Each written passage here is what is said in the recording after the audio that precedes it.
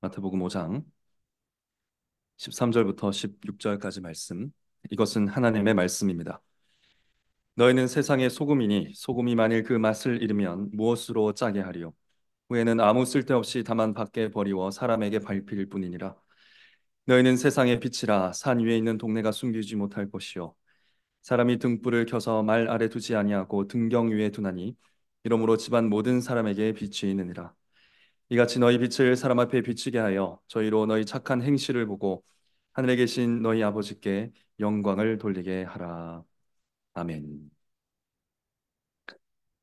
네, 오늘 읽은 말씀으로 교회의 맛, 교회의 빛깔이라는 제목으로 거룩한 삶의 설계도 산상수훈 강해를 이어가도록 하겠습니다.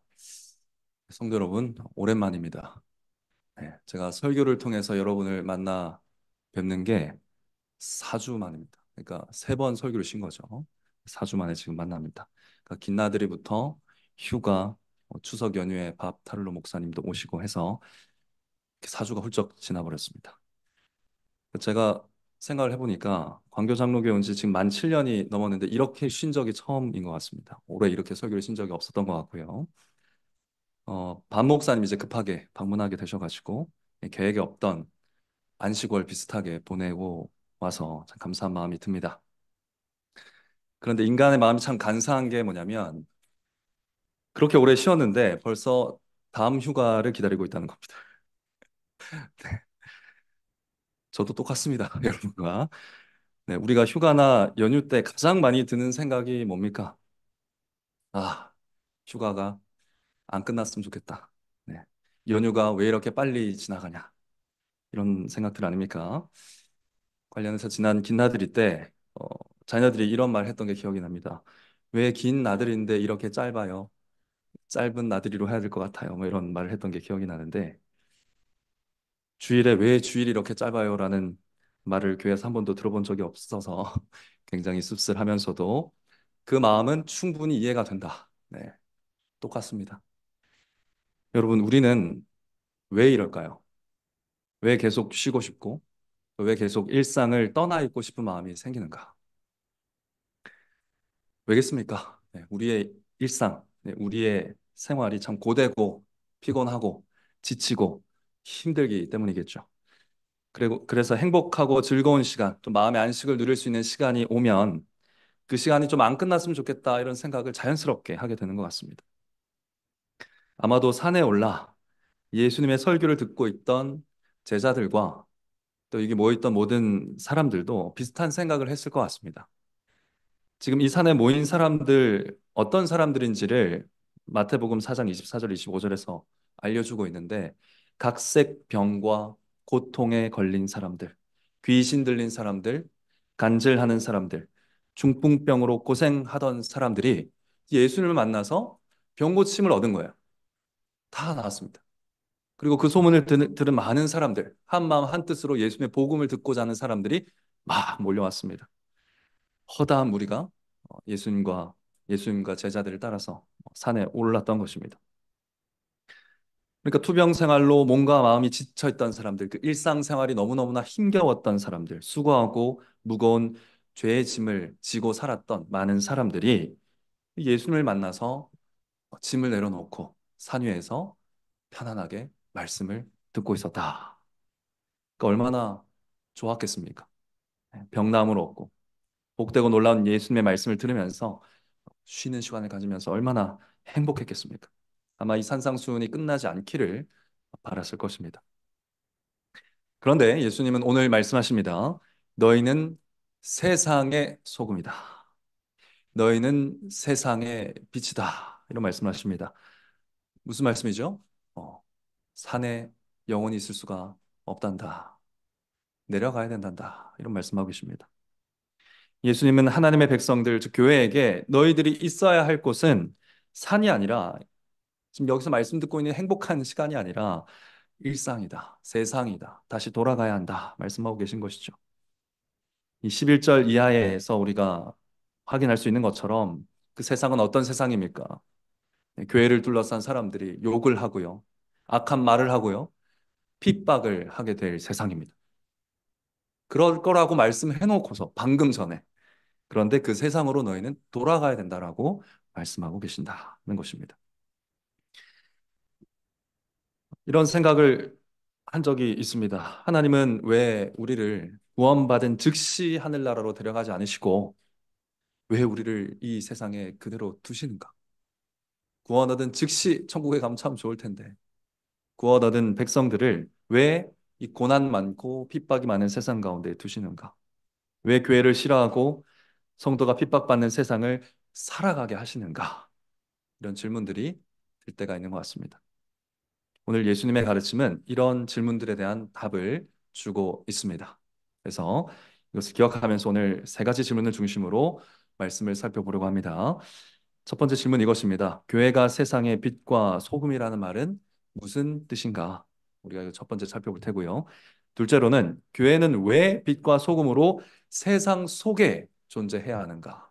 이것을 두 번째로 살펴볼 거고요. 세 번째로는 교회는 어떻게 세상의 빛과 소금으로 작용할 수 있는가? 이것을 세 번째로 살펴보도록 하겠습니다. 첫째로 교회가 세상의 빛과 소금이라는 말은 무슨 말입니까? 오늘 말씀의 의미를 묻는 것입니다. 먼저 너희는 세상의 소금이다라고 하신 13절 말씀 우리 다 같이 한번 읽어보도록 하겠습니다. 너희는 시작. 너희는 세상의 소금이니 소금이 만일 그 맛을 잃으면 무엇으로 짜게 하리요? 후에는 아무 쓸데없어 다만 밖에 버리워 사람에게 밟힐 뿐이니라. 아멘. 자, 예수님은 이 말씀에서 굉장히 좀 당연한 소리를 하십니다. 소금은 짜다 이런 말씀하십니다. 네. 이거 모르시는 어린이 계신가요? 소금은 짭니까, 답니까? 짜죠? 예수님 그 말씀하고 계세요. 얘들아, 소금은 짜단다 이렇게 말씀하고 계십니다. 자, 소금은 짜다. 짠맛으로 드러나는 것이 소금이다. 이런 말씀을 하고 계십니다. 이런 말씀하시면서 교회도 세상에서 그러한 소금과 같이 드러난단다라고 말씀하십니다. 이 말씀이 무슨 말씀인지 생각해 보겠습니다. 소금에게 있어서 짠맛이란 소금이 가지고 있는 여러 특성들 가운데 하나가 아니죠. 그러니까 소금은 여러 특성들이 있습니다. 뭐 얼음과 만나면 열을 내기도 해서 뭐 눈을 녹일 수도 있고요. 그다음에 뭐 생선이나 고기에 뿌리면 방부제 역할도 하고 여러 가지 기능들과 특성들이 있는데 그런데 짠 맛은 그 모든 특성들 가운데 핵심적이고 가장 중요한 소금의 특성입니다. 그러니까 짠 맛이라는 것은 소금의 생명과 같다라는 것입니다. 그래서 소금이 그 짠 맛을 잃으면 버려야 됩니다. 그 말씀 오늘 예수님 하신 거죠. 그리고 소금이 만일 그 맛을 잃으면 무엇으로 짜게 하리요? 이런 말씀을 하시는데 이 말씀은 이런 뜻입니다. 소금이 짠 맛을 잃어버리면 그 짠맛을 잃어버린 소금을 무엇으로 다시 짜게 만들 수 있느냐? 이런 말씀하십니다. 네, 그런 뜻입니다. 그러니까 소금이 짠맛을 잃어버리면 뭘로 이 소금을 짜게 할 수 있겠습니까? 간장으로 할 수 있겠습니까? 간장도 소금 물로 만드는 겁니다. 네. 그러니까 소금이 맛을 잃어버렸다 했을 때 그 소금을 다시 짜게 만들 수 있는 방법, 짜게 만들 수 있는 것이 있는가? 없다는 것이죠. 그러니까 소금은 짠 맛으로 소금의 정체를 드러낸다. 짠 맛이 소금이 세상에 존재하는 이유다. 이런 말씀을 지금 하고 계십니다. 그러면서 예수님은 교회가 세상의 소금이다 하신 것입니다. 교회가 세상의 소금이라 할 때 이 세상은 원어로 땅을 얘기합니다. 그래서 이 땅의 모든 사람들을 가리킨다고 할 수 있습니다. 예수님은 너희 교회, 너희 제자, 너희 하나님의 백성들은 이 땅의 모든 사람들에게 소금처럼 존재를 드러내는 자들이다. 이렇게 말씀하고 계십니다. 교회는 그 정체를 어떻게 드러내는가? 소금처럼 드러낸다라는 것입니다. 그러니까 교회만이 낼 수 있는 맛이 있다는 거예요. 네. 교회는 소금처럼 그 맛으로 교회의 정체성을 드러낸다. 세상에 교회가 교회인 줄을 알 수 있는 방법은 교회만이 낼 수 있는 맛을 낼 때다. 이런 말씀을 하고 계신 겁니다. 이 땅의 사람들이 반드시 교회를 만나야 맛볼 수 있는 맛이 있다는 것이죠. 그 누구를 만나도 알 수 없고 오직 하나님의 백성을 만나야 맛볼 수 있는 독특한 맛이 있다는 것입니다. 이 온 세계에서 찾아볼 수 없고 오직 교회를 만나야만 맛볼 수 있는 맛이 존재한다라는 것입니다. 그러니까 교회가 그 독특한 맛을 잃어버리면 교회는 세상에 있을 필요가 없을 정도로 교회가 내는 맛은 교회의 생명과 같다라는 말씀을 지금 하고 계신 것이죠.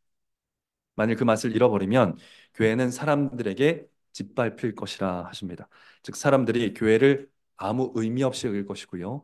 하찮게 여길 것이고요. 깔볼 것이고요. 낮게 여길 것입니다. 그러니까 작금에 교회가 이런 상황을 당하고 있죠. 세상에 많은 사람들이 교회를 아무 의미 없이 여기고 있고요. 하찮게 여기고 있고 깔보고 있는데 이것은 교회가 뭘 더 많이 하지 못해서가 아니고 어쩌면 교회가 그 맛을 잃어버렸기 때문이 아닌가 이런 생각을 하게 되는 것이죠.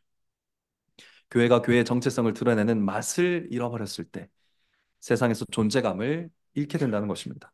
그 교회는 교회만 낼 수 있는 맛을 통해서 그 정체를 드러내는 사람들이다. 이것이 13절의 내용입니다. 여기서 우리는 이 우리가 지닌 상식을 가지고 이 말씀을 잘못 읽지 않도록 주의해야 될 것 같습니다. 예수님은 너희는 소금이 되어야 한다라고 말씀하거나 너희는 부패를 막는 방부제 역할을 해야 된다라고 말씀하고 있지 않습니다. 그렇죠? 오늘 성경을 그냥 읽으면 이런 내용은 안 나옵니다. 예수님은 교회가 소금이라고 하셨지 소금이 되기 위해 노력해야 한다라고 하지 않으셨습니다. 너희는 소금이다라고 말씀하셨습니다.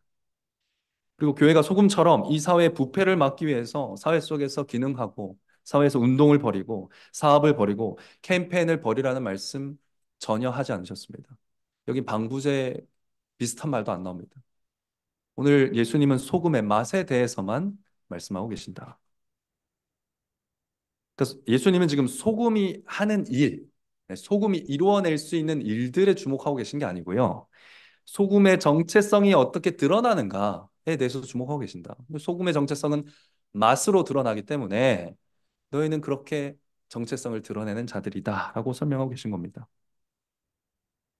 교회만 낼 수 있는 대체 불가능한 맛, 그 맛 때문에 교회가 세상에 존재한다. 이런 말씀을 하고 계신 것이다. 그러니까 예수님은 지금 이 땅에 그래서 오직 교회만 가지고 있는 그 유일무이한 정체성에 대해서 말씀하고 계신다. 이것을 분명히 기억해야 된다. 자, 너희는 세상의 빛이라 하는 말씀도 마찬가지입니다. 14절, 15절 말씀이 그 내용인데 한번 읽어보겠습니다. 너희는 시작. 너희는 세상의 빛이라 산 위에 있는 동네가 숨기우지 못할 것이요 사람이 등불을 켜서 말 아래에 두지 아니하고 등경 위에 두나니 그러므로 집안 모든 사람에게 비치느니라. 아멘. 자, 여기서 참고적으로 하나만 말씀드리면 말은 타는 말 아닙니다. 우리 어린이들. 네. 그 나무 박스예요. 나무 박스라고 생각하면 됩니다. 그 나무 박스 아래에 두지 않고 등경, 그 원래 등을 걸어두는 곳에 높은 곳에 걸어둔다 이런 뜻입니다. 자, 예수님은 이 말씀에서 빛만이 가지고 있는 독특한 정체성은 또 어떻게 드러나는가를 말씀하고 계십니다. 그것을 설명하는 말씀이 뭐냐면 산 위에 있는 동네가 숨기우지 못할 것이요 이런 말씀입니다. 저는 어렸을 때 이 말씀이 도대체 무슨 말씀인가 너무 궁금했습니다. 네. 최근에 알게 됐는데 궁금하면서 산 위에 있는 동네가 가리우지 못한다. 이게 무슨 말인가? 이 말씀은 이 언덕 위에 세워진 도시는 아무도 숨길 수 없다. 그 얘기예요. 언덕 위에 세워진 도시는 아무도 숨길 수 없다. 그 예루살렘이 바로 해발 750m쯤 되는 높은 언덕에 세워진 도시입니다. 그 도시를 누가 가릴 수 있습니까? 가릴 수가 없죠. 네. 산 위에 있는 동네는 그냥 드러나는 거예요. 산 위에 있는 동네는 드러납니다. 그냥 자연스럽게. 그 얘기를 지금 하고 있는 거예요. 낮에 해가 뜨면 온 그 벽이 햇빛을 반사하니까 너무 잘 드러납니다. 숨길 수가 없어요. 그리고 밤이 되면 집집마다 망대마다 불을 켭니다. 횃불을 켜고 등불을 켜고 어, 지금 뭐 전기가 이렇게 사용되는 그 지금만큼은 아니더라도 당시에도 굉장히 환한 도시였을 겁니다. 예루살렘은. 그러니까 밤이든 낮이든 예루살렘을 어떻게 숨길 수가 있습니까? 드러난다는 것이죠. 이와 같이 빛도 드러난다는 거예요. 발산하고 드러나는 특성이 있다라는 겁니다. 두 번째 예로 드는 게 등불이죠. 등불을 켜서 말 아래 나무 박스 아래 두지 않고 등경 위에 두어서 집안 모든 사람에게 비치게 한다. 이 말씀도 마찬가지입니다. 우리 램프에 불을 붙이고 등불을 켜면 켜자마자 어떻게 될까요? 우리가 집에 깜깜한데 형광등을 탁 켜면 어떻게 됩니까? 이 형광등의 빛이 온 방을 채워버립니다. 네. 빛이 쫙 발산돼서 그 공간을 다 채워버린다는 것이죠. 등불도 마찬가지입니다. 램프에 불을 탁 켜면 빛이 사방으로 쫙 퍼져나간다. 발산된다는 게 그런 의미입니다. 퍼져나간다는 것이죠. 빛이 그런 특성이 있다는 것입니다. 그런 특성으로 빛이 드러난다는 것이죠. 그러니까 이런 빛의 특성 때문에 램프를 말 아래, 나무 상자 아래 두는 사람은 없다는 겁니다. 집안 모든 사람이 빛을 받을 수 있도록 빛을 내는 그 등불을 높은 곳에, 등불을 걸어두는 곳에 걸어둔다. 이런 말씀을 하신 겁니다. 빛은 발산하는 특성이 있기 때문에. 발산함으로 드러나는 게 빛이기 때문에 그렇게 사용한다. 이제 이 빛이 가진 특성은요, 빛만이 또 가지고 있습니다. 이 빛이 되게 독특한, 그죠? 빛이 파장인가, 입자인가, 파장이면서 입자이다. 뭐 이상한 이해 안 되는 말들을 과학자를 하는데 굉장히 독특하죠. 그래서 빛은 무엇으로도 대체 불가한 물질인 것 같습니다. 예수님은 세상에서 온 우주에서 교회만이 빛과 같은 대체 불가한 특성을 가지고 있다라고 말씀하고 계신 겁니다. 오직 교회만 드러낼 수 있는 빛깔이 있다는 거예요. 교회가 세상에서 드러날 수밖에 없는 이유를 가지고 있다는 겁니다. 교회는 세상에 드러날 수밖에 없습니다. 산 위에 있는 동네를 숨길 수 없는 것처럼 교회는 드러날 수밖에 없고요. 빛이 켜자마자 쫙 발산되는 것처럼 교회는 그렇게 세상에 나타나게 돼 있다라는 것입니다. 교회는 아무도 숨길 수 없는 빛, 교회만 드러낼 수 있는 빛깔을 세상에 발산하고 있다라는 것이죠. 이것 또한 교회가 가진 정체성에 대한 말씀입니다. 근데 우리는 또 이것을 어떻게 또 읽고 싶어 하냐면 빛이 하는 일을 여전히 적용하고 싶어 합니다.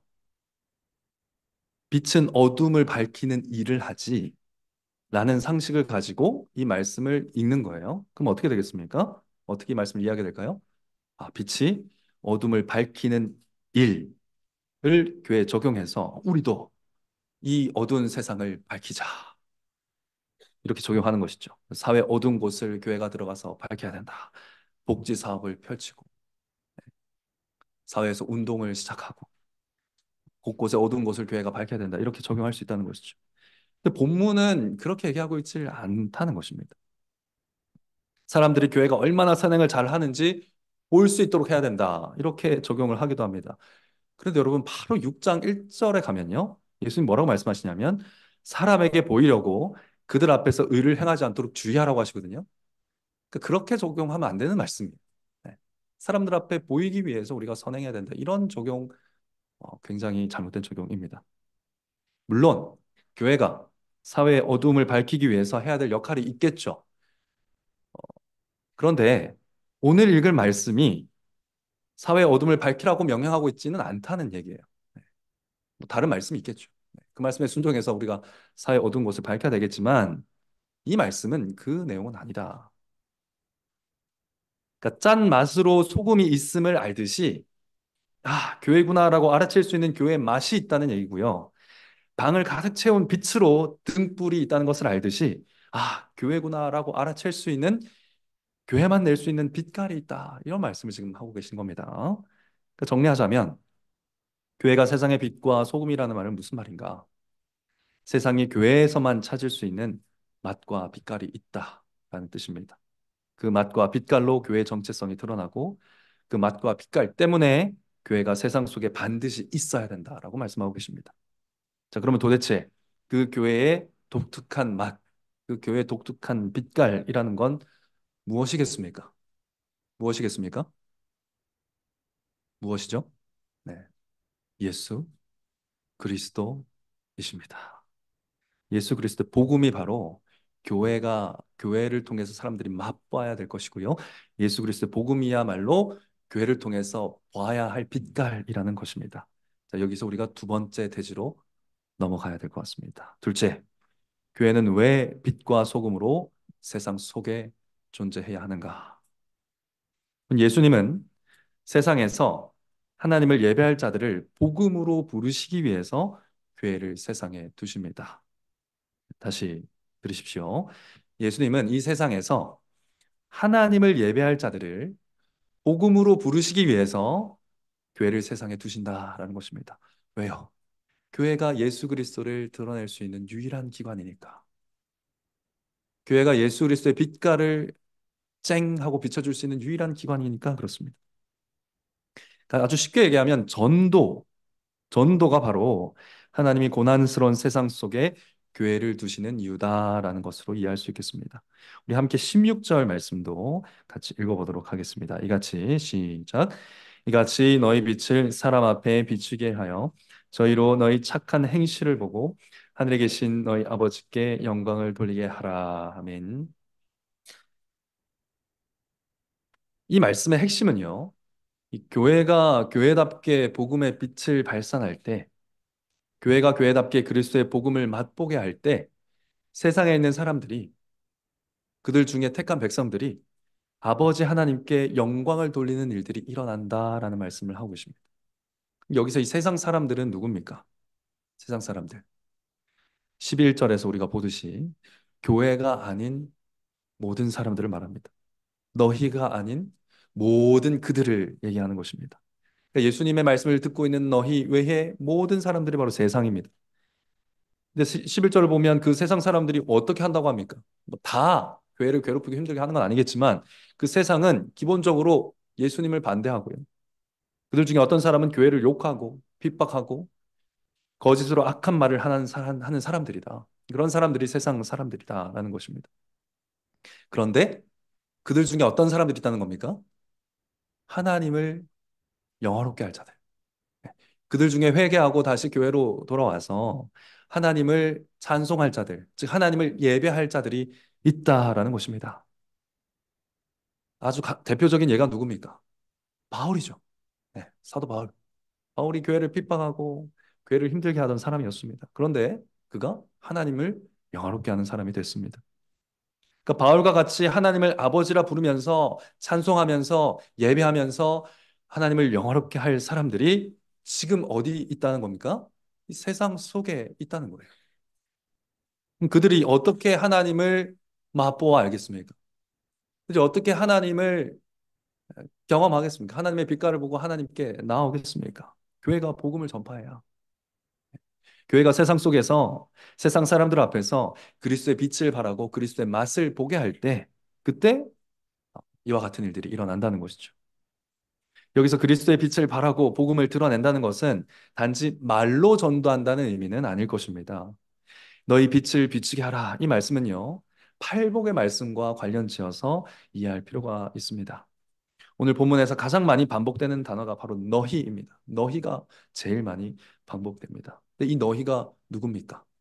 바로 11절, 12절에서 말하고 있는 너희입니다. 팔복을 받은 사람들. 그래서 복된 그리스도를 복으로 받아서 이 세상의 핍박 가운데서도 그리스도의 복을 누리며 사는 너희입니다. 이 너희는 바로 그리스도와 연합해서 그리스도의 성품을 드러내면서 그리스도의 심령으로 사람을 대하는 교회를 말하는 것입니다. 그러니까 팔복을 누리는 사람들이죠. 그리스도의 복음을 자신의 정체성으로 지니고 살면서 말과 행동으로, 마음으로도 생각으로도 그리스도를 고백하는 사람들을 말하는 것입니다. 그러니까 그리스도의 성품을 맛보아 알게 하는 사람들. 이 세상이 이 세상 사람들이 만났을 때에 그리스도의 성품이란 이런 것이구나라는 것을 알게 하는 사람들. 아, 그리스도께서는 그렇게 판단하시는구나를 경험하게 하는 사람들. 그리스도는 이런 상황에서 이렇게 행동하시는 분이시구나를 알게 하는 사람들. 그리스도는 이런 마음을 가지신 분이구나라는 것을 깨닫게 하는 사람들. 이 교회라는 것이죠. 그리스도의 얼굴에 나타난 하나님의 영광을 아는 빛을 쨍 하고 발산하는 사람들이 바로 교회라는 것입니다. 교회는 그리스도를 맛볼 수 있는 곳, 그리스도를 맛볼 수 있는 사람들, 그리스도의 복음의 빛깔이 발산되는 곳, 그런 곳으로서 세상에 존재하고 있고요. 이 세상에 이와 같은 곳은 없다라는 것입니다. 그런데 사랑하는 성도 여러분, 우리 자신 한번 보십시다. 이런 말씀 앞에서 우리는 어떤 마음이 듭니까? 부끄럽죠. 부끄럽고 굉장한 부담을 느낍니다. 우리는 그리스도를 빛비추고 있는 교회일까요? 우리는 그리스도의 복음을 맛보게 하고 있는 교회입니까? 우리의 삶은 그리스도의 성품을 밝히 드러내고 있습니까? 우리는 그리스도의 심령을 가지고 사람들을 대하고 있습니까? 복음을 나의 정체성으로 삼고 생각으로, 마음으로, 입술로, 행동으로 그리스도를 고백하며 살아가고 있습니까? 우리 교회는 맛과 교회의 맛, 교회의 빛깔이 잘 드러나는 교회다운 교회입니까? 세상 사람들이 우리의 착한 행실을 보고 하나님께 영광 돌리는 일이 일어나겠습니까? 이런 생각을 할 때 참으로 부담스럽고 슬프고 아프고 부끄럽다. 이것이 우리의 고백이라는 것이죠. 가족한테 물어보면 제일 잘 알겠죠. 오늘 아침에도 제가 출발하면서 둘째에게 화를 확 내가지고 차에서 사과를 했습니다. 네. 그러니까 가족들은 나에게서 어떤 성품을 경험하고 있을까요? 그리스도의 성품을 경험하고 있을까? 그리스도의 착한 성품보다는 나의 옛사람의 성품을 더 많이 경험하고 있지 않습니까? 나의 이웃들은, 나의 직장 동료들은 내가 그리스도인인 것조차 모르죠. 모르지 않습니까?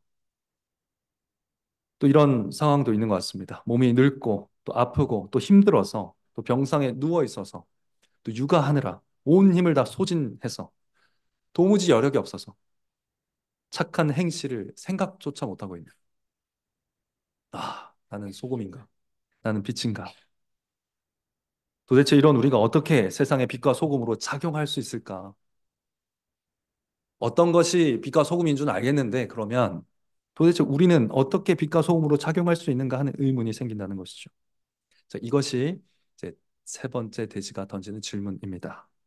셋째, 교회는 어떻게 세상의 빛과 소금으로 작용할 수 있겠습니까?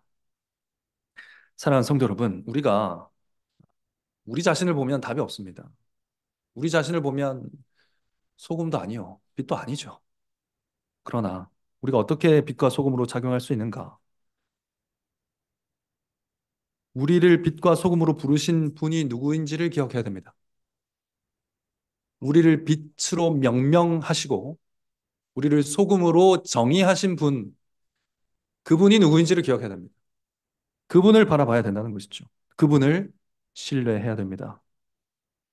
여러분, 우리가 얼마나 부족한지는요, 누가 제일 잘할까요? 주님이 가장 잘하십니다. 우리보다 주님이 우리가 부족한지를 더 잘 아십니다. 이러한 우리를 잘 아시면서도 뭐라고 말씀하셨다는 겁니까? 너희는 세상의 소금이다 하셨습니다. 너희는 세상의 빛이다 하셨습니다. 빛이 되어야 한다라고 하지 않으셨고요. 소금이 되어야 한다라고 하지 않으셨습니다. 빛이다, 소금이다. 이렇게 죄에 잘 넘어지고, 이렇게 연약하고, 이렇게 늙고 아프고 힘겨워하는 그 십자가를 지고 따라가는 제자의 길을 참 버거워하는 우리를 너희는 세상의 빛이다. 그렇게 말씀하신 분이 예수 그리스도라는 사실을 기억하고 곱씹고 믿어야 한다는 것입니다. 예수님이 바로 우리를 빛과 소금으로 새로운 피조물로 새롭게 창조하신 분입니다. 요한복음 1장 2절 말씀 이렇게 기록하고 있습니다. 그가 태초에 하나님과 함께 계셨고 만물이 그로 말미암아 지은 바 되었으니 지은 것이 하나도 그가 없이는 된 것이 없느니라. 예수님은 처음 창조가 있을 때도 창조 주셨습니다. 그런데 타락하고 죄로 물든 우리를 새롭게 창조하시는 분도 예수 그리스도십니다. 이어서 이렇게 말씀하고 있죠. 하나도 그가 없이는 된 것이 없느니라. 그 안에 생명이 있었으니 이 생명은 사람들의 빛이라 하셨습니다. 그래서 죄로 죽은 우리를 다시 생명으로 살리시고 빛을 잃어버리고 죄 가운데 어둠 가운데 있던 우리들을 빛이 되게 하신 것입니다. 그러니까 예수님은 우리에게 빛을 발하라. 너희는 빛이다 하시기 전에 먼저 빛을 주셨습니다. 빛이신 자신을 주셨습니다. 그리스도가 그리스도의 성품으로 살아가라 하기 전에 그리스도의 생명으로 우리를 살리셨다라는 것입니다. 어떻게 살리셨습니까? 죽으심으로 살리셨죠. 예수님께서 십자가에 못 박혀 죽으심으로 어둠에 있던 우리가 이제는 그리스도의 빛의 나라로 옮겨졌다라는 것입니다. 그러니까 오늘 말씀은 우리가 빛이 되어야 한다 이런 말씀이 아니고요. 예수님이 우리를 어둠에서 빛으로 옮기셨다는 얘기를 하고 있는 겁니다. 그래서 우리가 빛이다라는 말씀을 하신 것이죠. 죄로 죽었던 우리가 이제는 그리스도의 생명으로 사는 자가 됐습니다. 이제 우리가 사는 것은 우리로서 사는 것이 아니라 우리 안에 생명을 주신 그리스도께서 사시는 삶으로 사는 것입니다. 그리스도께서 우리를 새롭게 하셨습니다. 그리스도께서 세상의 빛이요 소금이 되게 하셨습니다. 이것을 믿으셔야 됩니다. 우리가 세상 속에서 빛과 소금으로 작용하기 위해서는 예수님이 우리를 빛으로 부르셨다. 예수님이 우리를 소금으로 명명하셨다라는 사실을 믿으셔야 된다는 거죠. 태초에 빛이 있으라 하신 주님께서 우리를 세상의 빛이다 하셨습니다. 빛이 있으라 한 말씀은 하나도 땅에 떨어지지 않고 빛이 있게 하셨습니다. 마찬가지입니다. 하나님의 말씀은 하나도 땅에 안 떨어집니다. 다 실현되고 이루어지고 열매를 맺습니다. 예수님이 우리를 향해서 너희는 세상의 빛이다 하신 말씀도 반드시 어떻게 되겠습니까? 열매를 맺는다는 것이죠. 우리는 빛이 될 겁니다. 빛이 되었습니다. 되고 있고요. 될 겁니다. 이미 빛이고 아직 완성되지 않는 그 빛, 완전히 이루어가게 될 것입니다. 죄를 짓고 우리 삶에는 빛스럽지 못한 일들이 계속 보이더라도 우리를 빛이라고 말씀하신 그리스도의 말씀을 믿으십시오. 빛이신 그리스도의 성품으로 변화시키는 생명이 우리 안에 있다는 것을 믿으시기 바랍니다.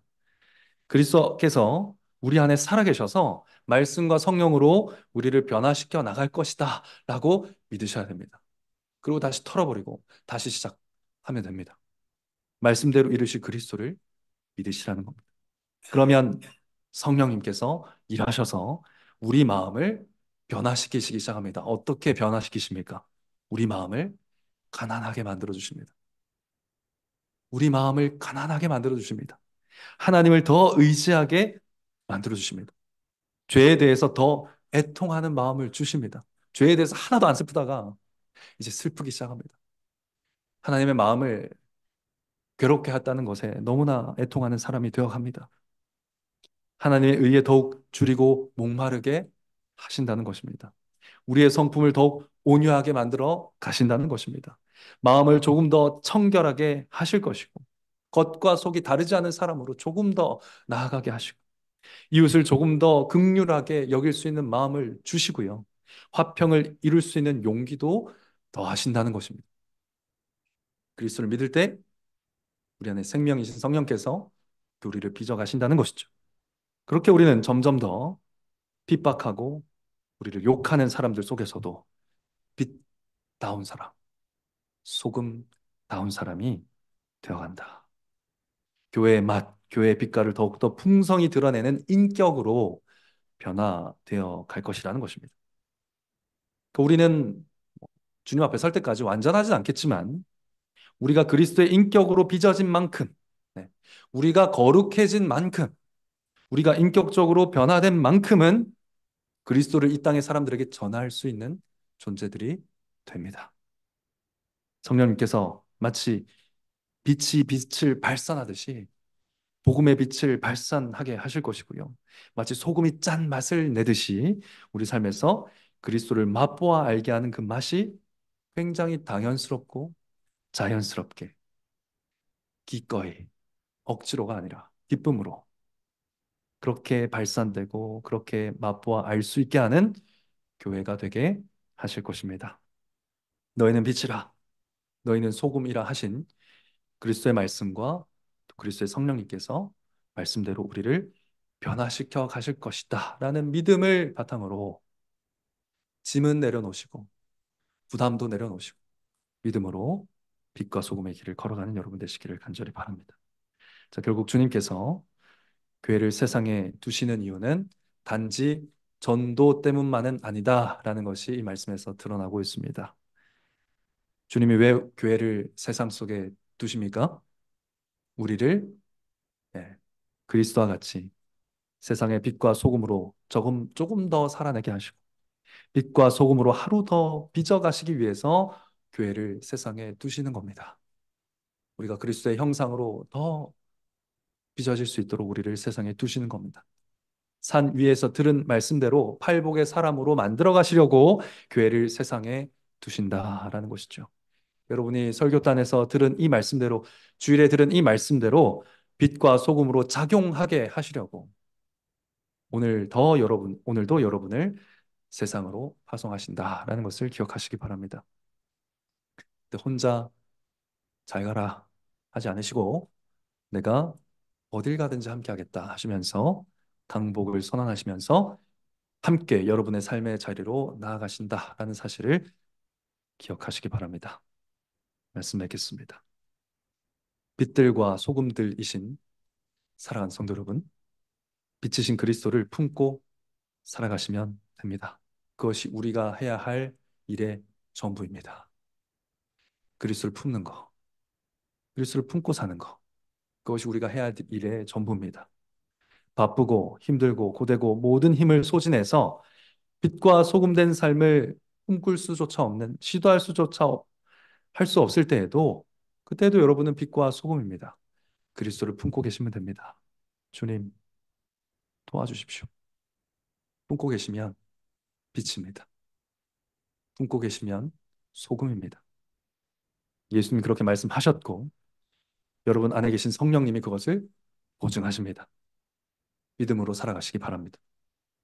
삼위 하나님께서 그리스도를 품고 사는 여러분을 통해서 여러분을 변화시키시고 예배한 자들을 부르시고 온 땅에 하나님의 영광을 채우시며 하나님 나라를 이루어 가시기를 성부와 성자와 성령의 이름으로 간절히 축원합니다.